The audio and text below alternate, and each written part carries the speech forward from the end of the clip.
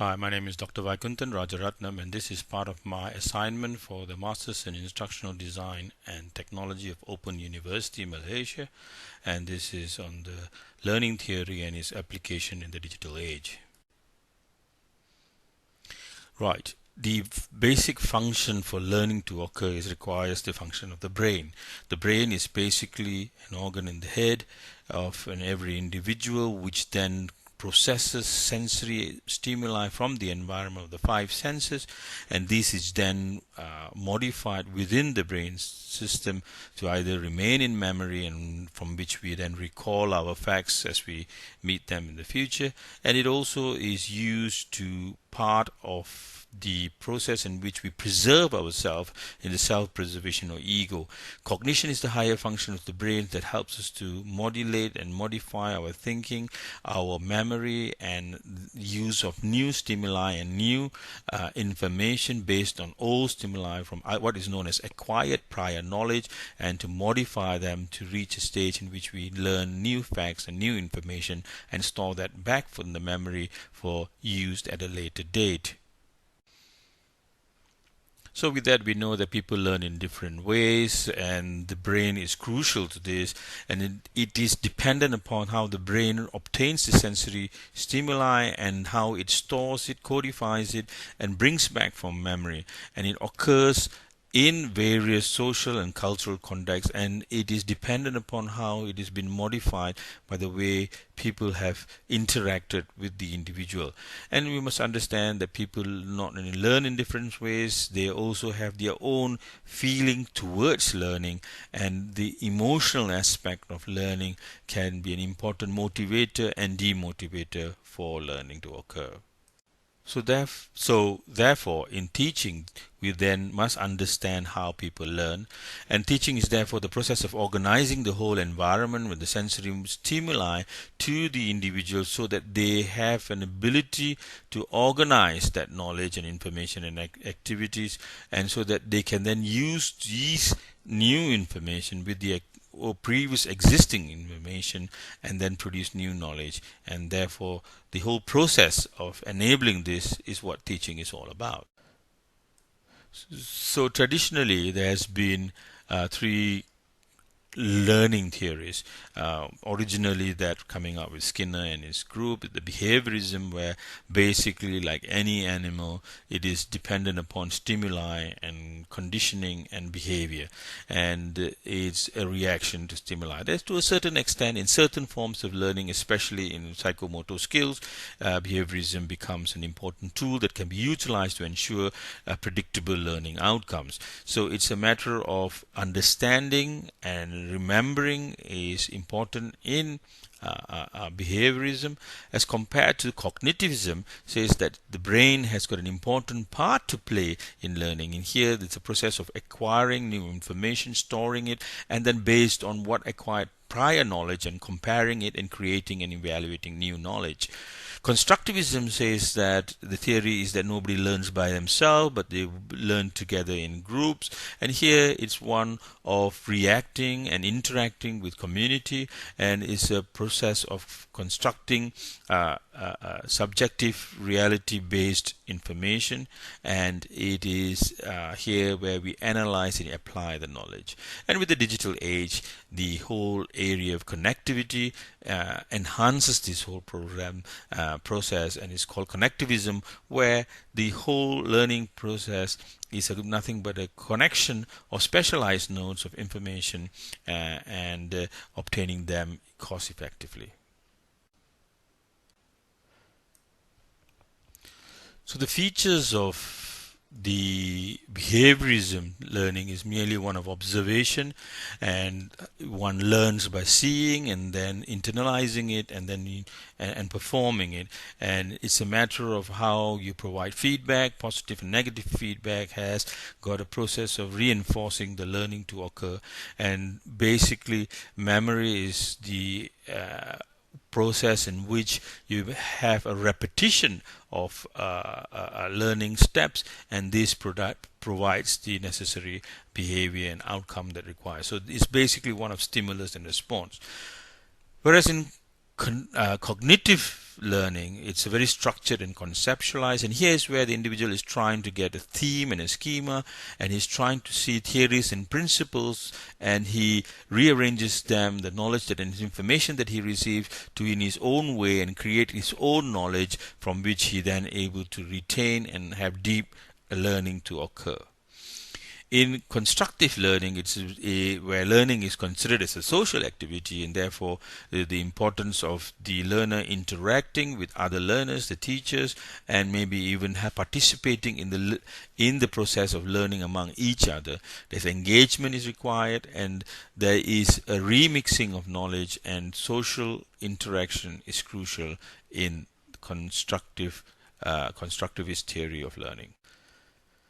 There are various theories as far as cognitivist theories of learning are concerned, and these basically involve on how the brain assimilates new knowledge through stimuli, either auditory, visual, or kinesthetic, and from which the body then processes them so as to provide new information and learning.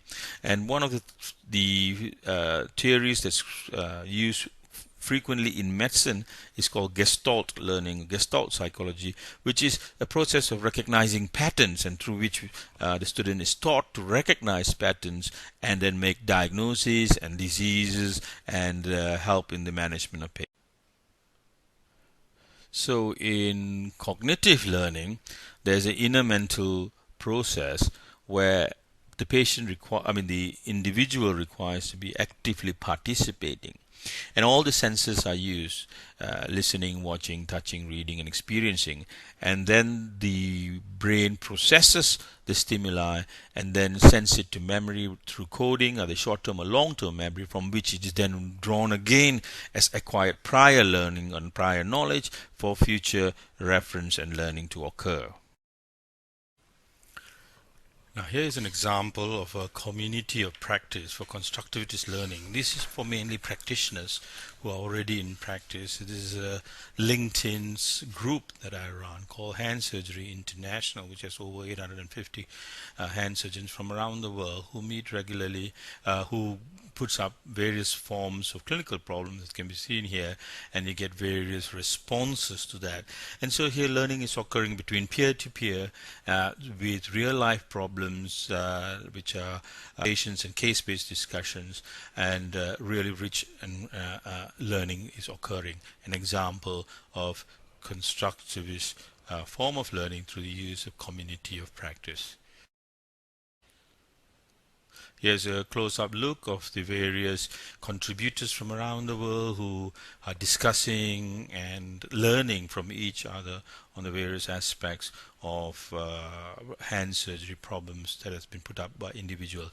It's a free forum to voice and discuss, and anybody has the opportunity to put up interesting cases for learning and teaching to occur at the same time. Here's a form of assessment that is available on the website mentioned earlier, Learning Portal, and where we allow the candidate, the student, to be able to discuss cases that they have seen in their real life, real contextual cases, and to reflect on their practice to see whether they have achieved learning. And it is a form of engagement with the student. They can discuss this with their colleagues and other students to come to a reasonable learning assessment. Here's a case of use of blog, which is handsurgerymanual.com, where cases are placed on the website for people to discuss hand surgery. They open for discussion and comments and allow for interaction. So use of social media to facilitate constructive learning. And here the use of Twitter for quick bites of knowledge that is being shared, and this allows for learning to occur through people who are following and who are able to comment and help each other learn. This also allows accessibility to learning, and not all students can be at the clinical environment to see the cases, and again a useful example of the use of social media for learning and making learning accessible to all. And here you can see the level of interaction that is occurring within the followers of the group, and this helps in the peer-to-peer learning and also in the feedback that one can give and monitor and see how deep learning has occurred or not.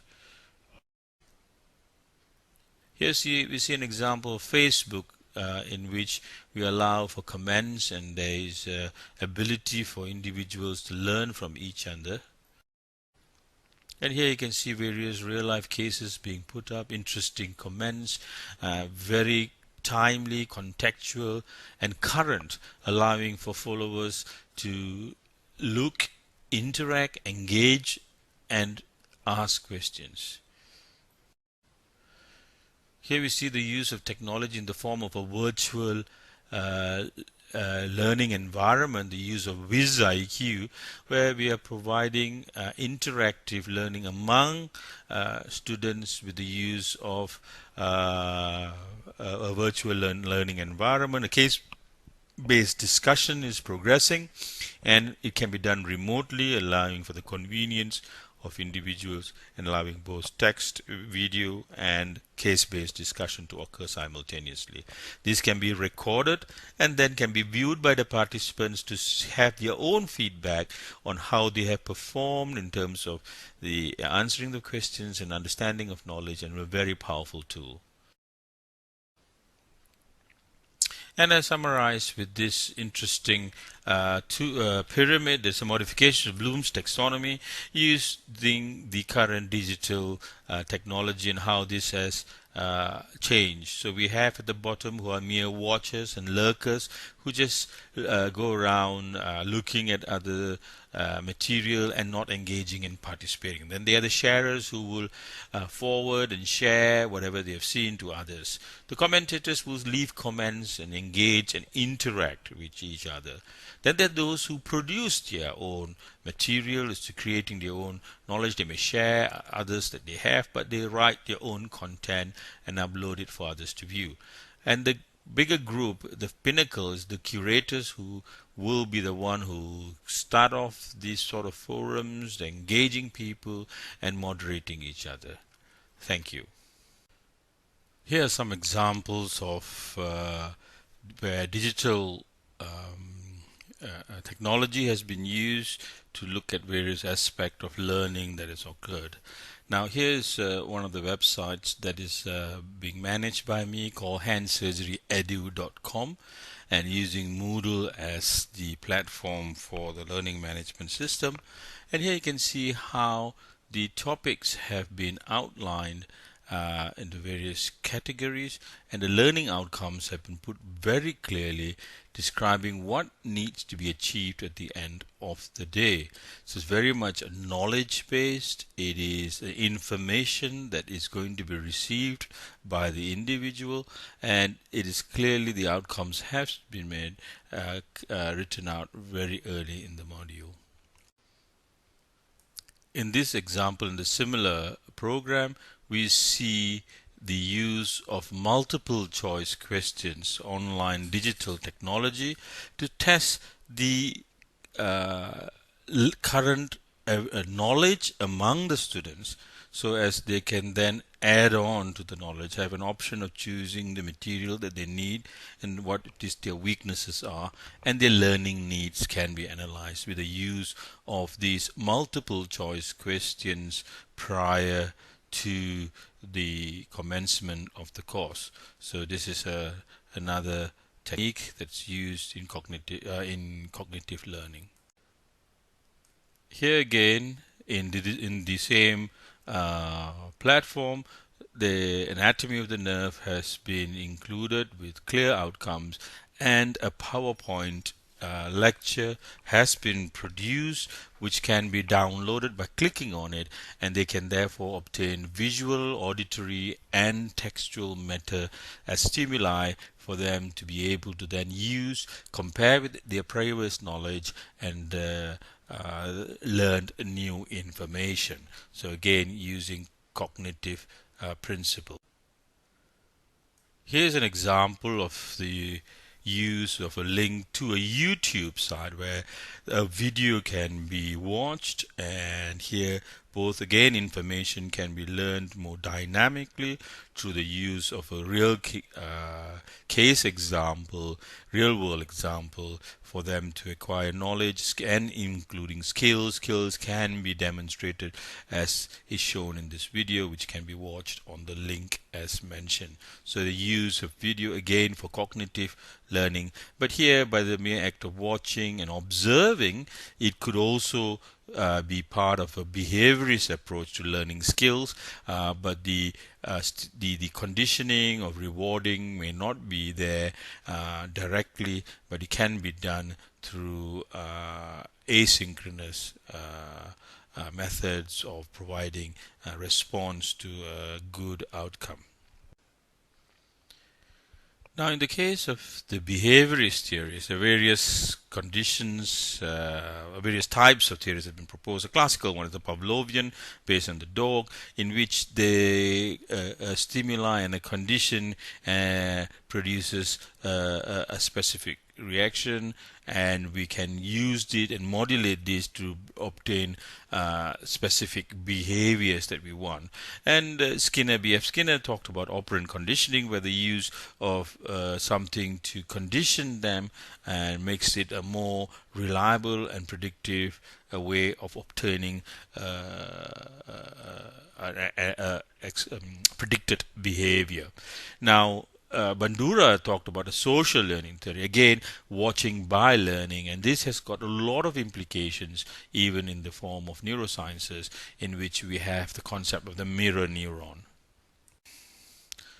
So in behaviorist theory of learning, one needs to shape the type of behavior that is needed at the end of the program, and we need to chain them. And in other words, is to break them down into simpler ones, to deconstruct the complex behavior that is required by breaking into small segments of behavior and then reinforcing and teaching that behavior.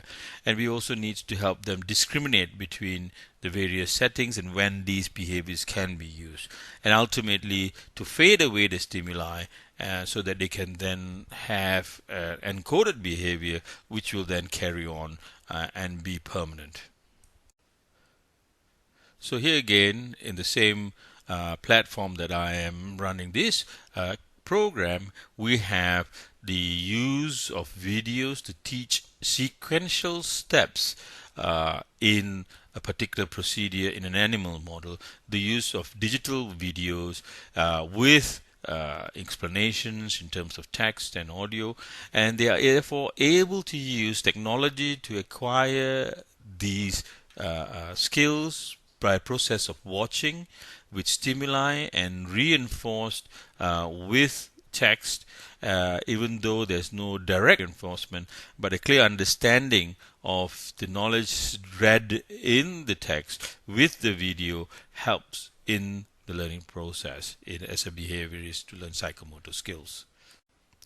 So in constructivism, learning is through a process in which there is a social bonding between the peer-to-peer learners and the teachers and the learners, and the learning occurs in both directions.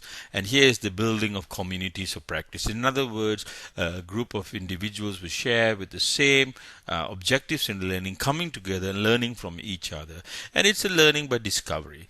The problem-based learning that's been used in undergraduate medical school is definitely constructivism's learning, where the teacher provides a problem and allows the students to find the resources and materials and learn together as a group, and the teacher stops being a sage on the stage but rather be a guide on the side. And in postgraduate teaching, it is work-based learning, and that's called situated learning. So in constructivism, there's experimentation, the use of research project, field trips, class discussion, films are all part and parcel of the traditional form of constructive learning. The role of facilitators in constructive learning is one of modeling, in which they try to teach them as a role model, in which for knowledge and behavior, and also as a coach to motivate them, give them positive feedback, guide them where they've gone wrong to make sure they complete the objective. And also they have a process of scaffolding, in which they provide support to the learner during the process of learning until they reach a level of confidence, and then this support is removed and seeing them function independently. And these three roles are very obvious in postgraduate medical education, especially in the residency program in which we trained specialists.